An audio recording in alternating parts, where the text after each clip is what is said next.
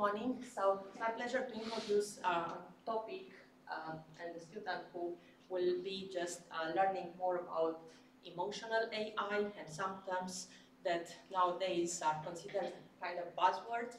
So I had Aseel last semester in a class, a different class, and she really put a lot of effort into preparing her talk.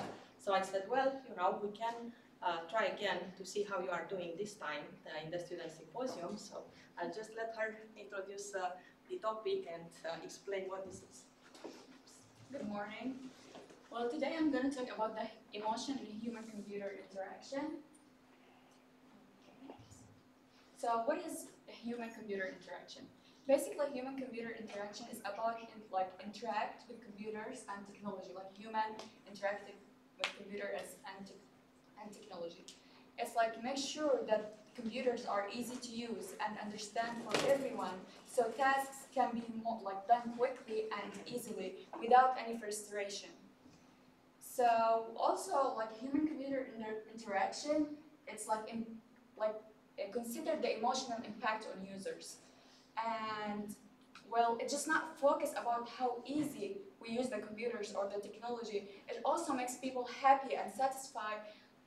Focus on making people happy and satisfied rather than frustrated or confused.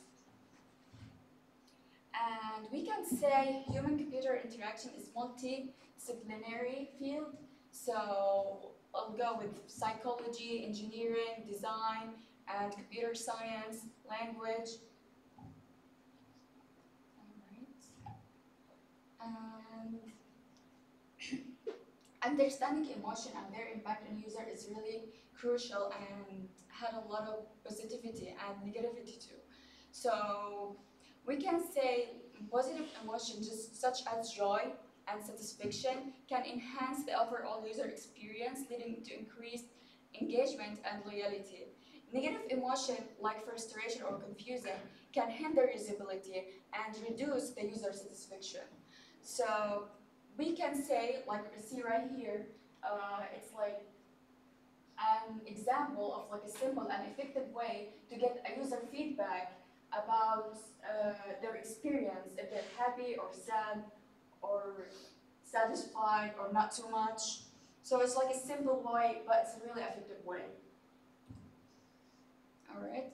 So emotional interactions refers to how different things makes us feel: happy, sad, annoyed, anxious, frustrated, motivated, and so on.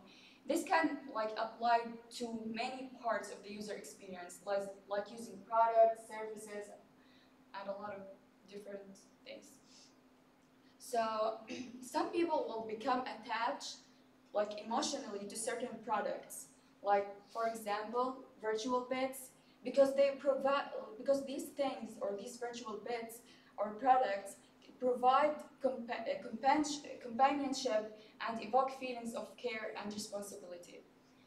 Also, we also have the social robots, which is also can reduce loneliness and improve the well-being, especially for people who don't have regular human contact. So here is some strategies to design an interface to match or change how we are feeling.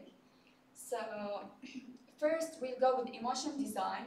We can use colors, animation, and differently languages to enhance the user experience. Also, we have the second thing, the user feedback. Ask about the user feedback. We want to know how they feel through the surveys or mood trackers. The third thing I would say, adaptive interface. So adaptive interface, we can use it to make sure that the interface adapt how user feel by adjusting messages or content. And the fourth thing is personalization. We'll make the experience personalized for the user. So we can do that by offering things that match what users likes or how they feel. And mindful design. Mindful design, we have to think about how the interface might affect user feelings and happiness. Avoid things could make them feel bad or frustrated or stressed out. All right. And here's like matching most to interface. Like if we want to represent happy, we can use like bright colors, playful animation, positive languages, and this can enhance a sense of happiness and delight. Angry, we can do like to make people feel calm. We can use colors, simple colors, neutral colors, and clear message to help them feel better and address any issue that they have.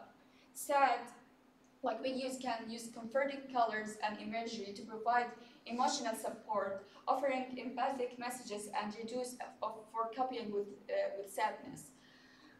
If the user feel bored, we can add like fun activities, new experiences, and suggestion personalized to their interests to get them interested in like personalize their interested to get them interested again in the product. Also, the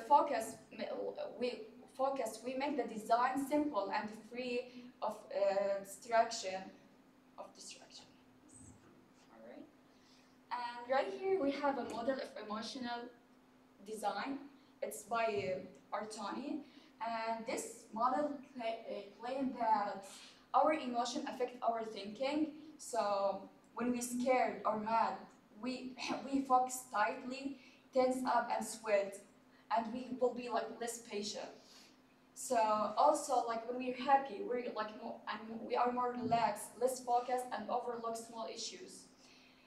And also we'll be like more creative when we're happy or we're comfortable. And here are like three levels in mind. The first one is like uh, visceral design, refer to making a product look good and feel, and we can feel and the sound and make it look good. And the behavioral design is about to use the equivalent, the traditional value of usability. And reflective design is about considering the meaning and the personal value of a product. And right here we have the Wheel of Emotions. The Wheel of Emotions, like made 1980, it's like a tool of understanding human feelings. It divides emotion into like 7 main one, like anger, disgust, fear, sadness, joy, and surprise, and so on. It also add trust, but trust some people don't consider trust as an emotion. So this wheel will show emotions in different shades to represent their intensity. Like we can say the dark shade means stronger feelings. For example, rage is shown in a deep red in the middle, and with anger, while anger is lighter and on the outer edge. The wheel can be like a color plate for designing experiences. Designers can mix different emotion to create specific emotional responses. This helps them to plan how users might feel at different stages of using a product or service. All right. So designers use a number of features to make an interface expressive. They use emojis, sounds, colors, shades, icons, virtual agents. They are used to create an emotional connection or feeling with the user and to elicit certain kinds of emotional response in users such as feeling ease, comfort, and happiness. All right. And here's the appearance of an interface. Like in the early days, computers and phones, they used like happy faces, sad faces to show what the machine are doing. Like when it was like restarting, updating, something like that. And the famous one, it was like 1980s, like the smiling Mac icon. Like it popped up when like started an Apple computer. And these icons will like the smiling icon, it's like give us like a sense of friendliness, um, inviting the user to feel at ease and even smile back. And right now Apple, like they changed their icons, it's like more impersonal, but it's a pleasant form of feedback to indicate a process for which the user needs to wait, such as starting up, busy, not working, downloading. These include spinning colors, peach ball. Right now, Android also use the same, or similar icon to them.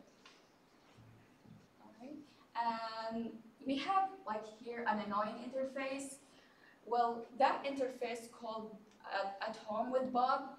This Microsoft created the user interface to help people who are afraid to use technology. It used 3D designs that look like familiar places such as living room. It also had friendly characters like pets such as pets like bunnies or dogs. And you can talk to these pets. This made users feel more relaxed and comfortable. However, not everyone liked this interface because some people would think it's more childish, I would say. So they didn't release it. Alright. Effective computing and emotional AI. So effective computing is about teaching computer to understand and express emotions like a human do. This involves creating ways for people to show how they feel, such as using special sensors they can wear. These sensors can measure things like stress or happiness by analyzing how people talk or move.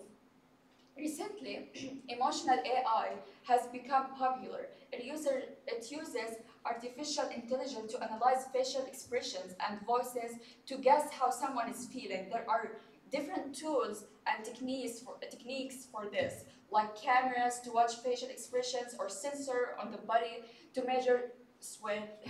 Some companies use this technology for things like analyzing how people react to online videos or ads. Alright, they can delegate 6 basic emotions: anger, contempt, disgust, fear, joy, and sadness. By looking at the facial expression, they just can look at the facial expression and get these emotions. For example, if someone is very happy, the computer might show 10% happiness on the screen. In conclusion, we can say emotions are really important when we use computers. They affect how we feel about what we are doing and can even change how we interact with technology. If we get frustrated because something isn't working, it can make us not want to use that computer or that service or that product. So when designers make computer products, they try to think about how people might feel and make sure the computer can understand and respond to these feelings. This helps make using computers easier and more enjoyable for everyone, no matter their ages or their background. And that's it. Thank you.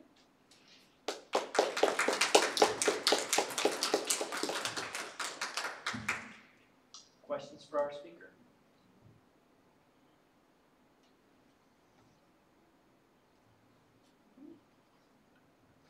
Okay, so I've got one. All right.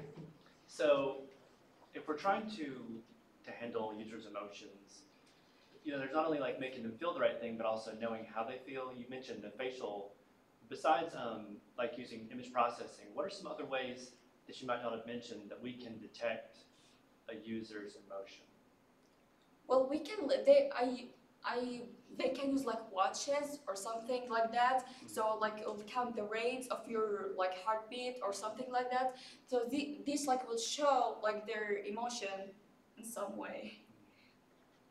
So I just asked also Aseel as in preparation for her to write the term paper, to study a bit more, especially, for example, these 2 models, which are already kind of widely acknowledged, and well known. So Professor Andrew Ortony, who's a professor emeritus at Northwestern University, has published extensively, and the idea is that actually emotions are intertwined with cognition. So that might be actually, and I showed the students in class that actually he used logic tokening to translate, the model that they were building, and we can even, use logic and understand actually the influence of emotions on perception and cognitive processes. So it's kind of a blossoming field, I think. Yeah, no, I just want to know. Do we have the questions for our speakers though, and the judges too? I want to make sure they have time. Okay, so let's thank our speaker again.